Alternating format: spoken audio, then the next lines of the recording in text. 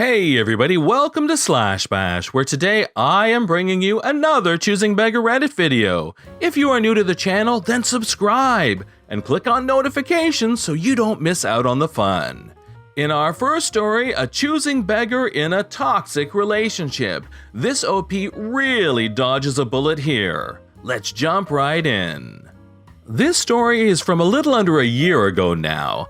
I sort of understand the stress that led to the situation, and I don't bear the choosing beggar much ill will, but this and a good few other similar incidents informed my decision to end the relationship about 6 months ago.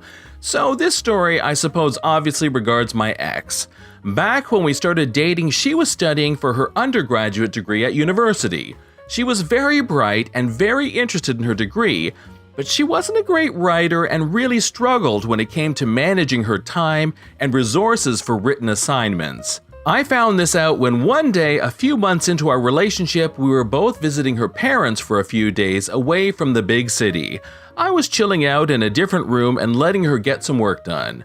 I knew she had a big assignment due at midday the next day, so I was making sure not to distract her, giving her space to work so she could get it all done and in on time. She comes bursting into the room in tears, panicked, and scared because she just cannot get it all finished. She is already significantly over the word limit and has not even come close to finishing her argument yet. Now, I was kinda used to these kind of situations. I am a couple years older than her and I had finished my law degree already, so last-minute buckle-down essay editing was pretty standard stuff for me. I gave her a hug, wiped her tears, made her a cup of tea, and told her that we were going to sort this out. Over the next 8 hours or so, we worked as a unit. She wrote new content and built her arguments whilst I scoured the rest of her essay, cutting down unnecessary words while making sure that the meaning remained intact, incorporating her new content as I went. It took us all night, but we pulled that essay into shape and got it in on time, fully completed, and exactly 1 word under the maximum word count. She got a first, the highest grade you can get in the British university system. This was actually a high point for our relationship. At the time, she was very grateful, very happy, and I felt very appreciated. We had made a great team. As time went on, however, I came to find that she was behind on essays more and more frequently.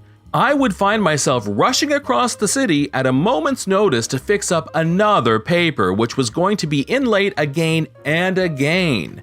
It started to get a little tiring, as it was obvious that I was being used as a crutch to compensate for her poor time management, and I began to feel that I was being taken for granted. I think even she realized this because when it came to her final dissertation, she told me that she did not want any help. She was going to do it all on her own. I was kind of proud of her for this. She seemed to be really buckling down, getting stuck into it, and was doing the bulk of the work with plenty of time left.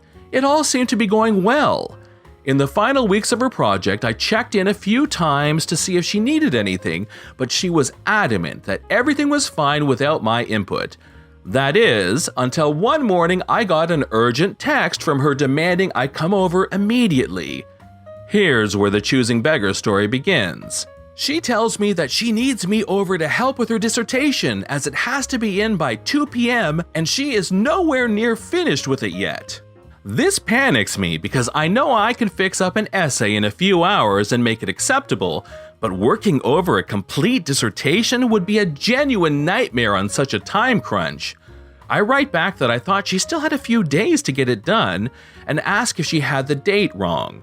She responds that no, it is not due for a couple of days, and I start to relax.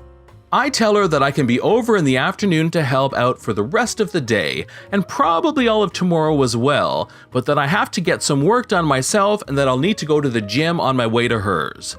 That may sound kind of petty, but I have been using frequent exercise at the gym as a means of managing a pretty bad depression spiral for a while.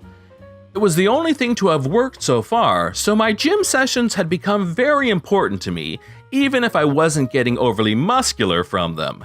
She knew why this was so important to me at the time. She did not like it though. She goes from 0 to 100 very quickly and starts chewing me out for not putting her first and doing my silly little gym thing another day. She tells me that she decided that she wanted this submitted by 2 p.m. today a while ago and that we have to stick to that timeline. For a moment, I put aside the fact that I had asked her literally the night before if she would need any help and got an emphatic no, and simply responded that I need to get this workout done to stay on my program and that it is very important to me, but that I would be happy to come over after and work late into the night on her project, which would still leave us finished about 36 hours before the deadline. This just angers her further. She says that she doesn't want me to do that thing you do where I try to negotiate a fair middle ground instead of raising my voice or getting into an argument. She says that this is too important for her to have to compromise on. This goes on for a while, but through all of the anger and demanding, I can see that she seems genuinely scared, like she was that first night at her parents' place. Just a terrified student feeling in over her head in need of a little help. So I swallow my pride, put my needs aside and tell her I'll be there in an hour. We live in a big city, that's the time it would take for me to get there if I left immediately. The whole ride there, I feel a weird mix of anger, sadness, and confusion, but when I get to the door, she opens it kind of timidly and gives me this kind of sheepish smile. All the anger evaporates as this just confirms to me that she was only scared and lashing out. Not ideal, but understandable. I once again give her a hug, make her a cup of tea, and we set to work. It is a harrowing ordeal. The paper is content complete, but it is thousands of words over the limit and riddled with grammatical and spelling errors. I worked non-stop at it till late in the evening. We were never going to make it by 2 p.m., but with a lot of hard work, it is finally finished. With everything put in its right place, it's actually a very thoughtful and interesting project. I give it one last read over, smile, and hand the laptop back to her for her approval. She snatches it off of me with a kind of huff sound as her attitude changes immediately.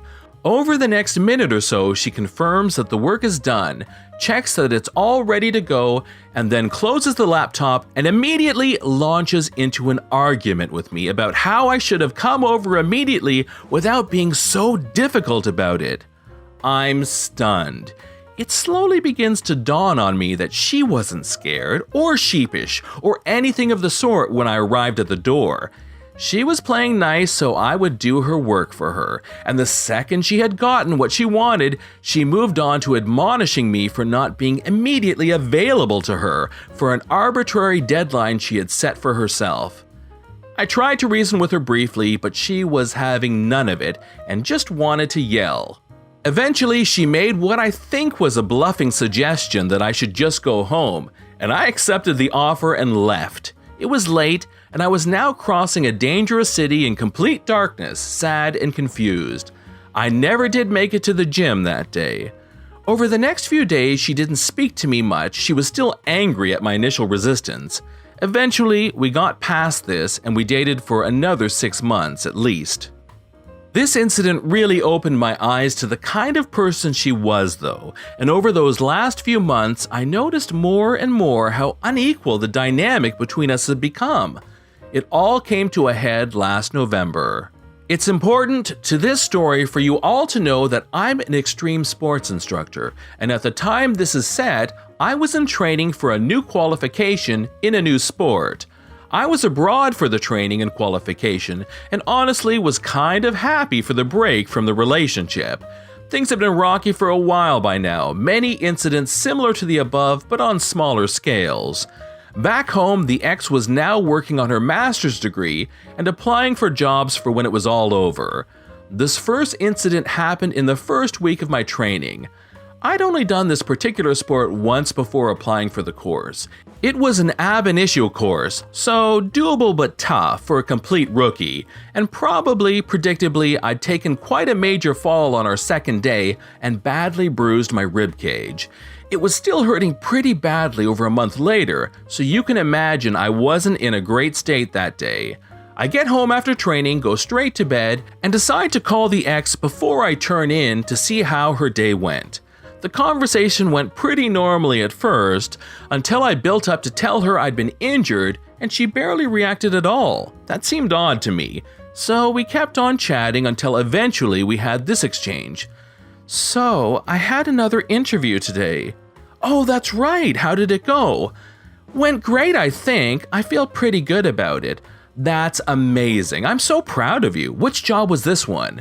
There was a long pause before she said, "Pretty weird that you forgot about it though." And I just got this sinking feeling in my stomach, which had grown way too familiar lately. She was looking for a fight. I did feel bad for not asking about it, but this was the only time I had forgotten to ask about one of her many recent interviews. Given that she knew I had been pretty badly hurt and barely even reacted to it, I started to get that same feeling of how unequal our partnership had become. I won't bore you with the bickering that followed this, but once again she was mad at me for a good long while. A little while later, I got home from training, side still aching whenever I moved, and got straight into bed. Being able to lie completely still on my back was the only thing that dulled the pain. A long week of training caught up with me, and I just fell straight to sleep at about 5 or 6 p.m.